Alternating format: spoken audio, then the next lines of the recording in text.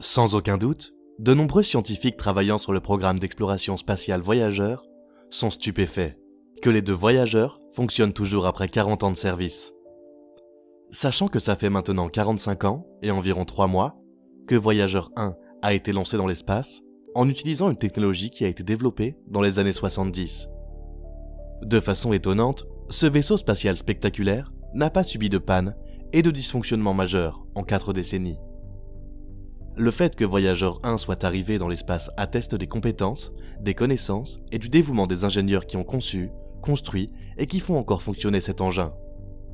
De plus, Voyager 1 a apporté des contributions majeures à notre connaissance des planètes extérieures, plus qu'aucun autre vaisseau spatial ne l'a jamais fait, et il devrait continuer à collecter et à renvoyer des données à la Terre jusqu'en 2025 environ.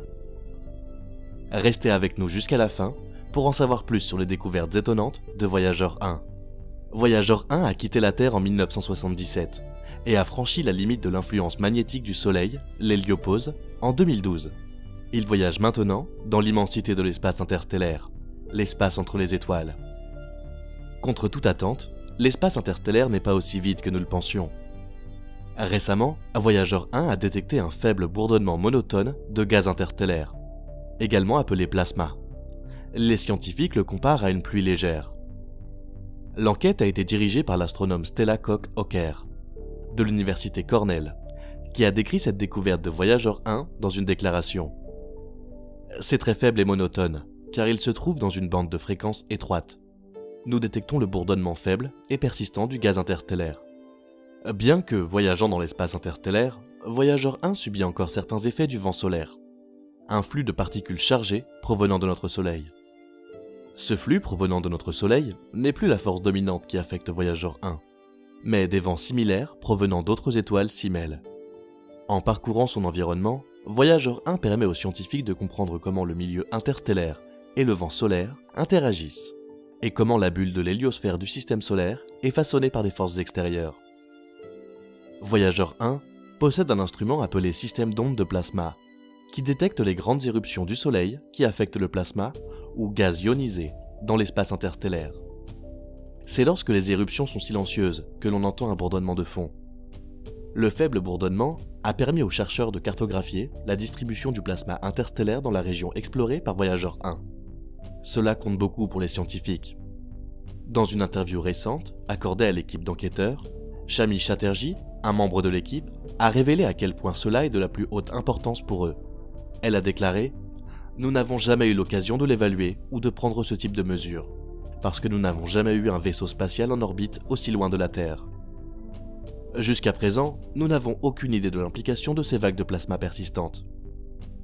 Peut-être que dans l'avenir, les scientifiques pourraient trouver une théorie ou une hypothèse à ce sujet, parce que cette partie du milieu interstellaire est la plupart du temps silencieuse.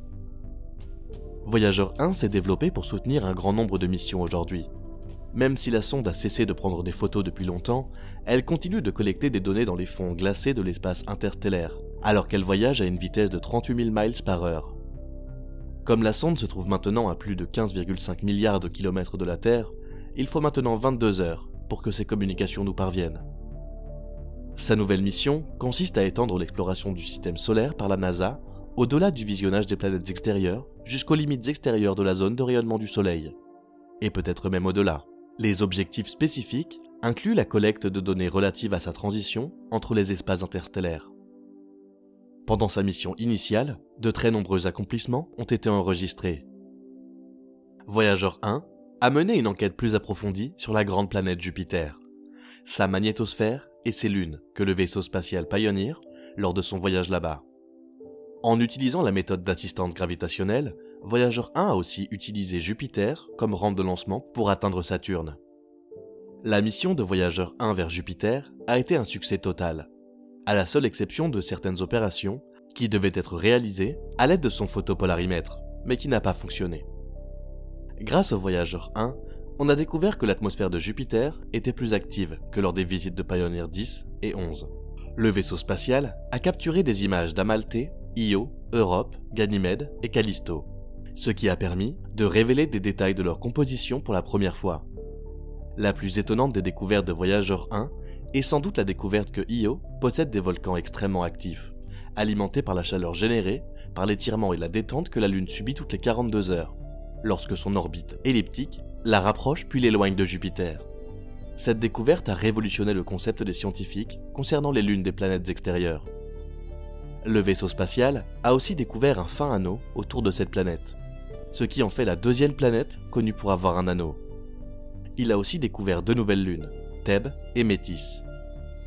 De plus, elle a aussi découvert des choses formidables sur Saturne.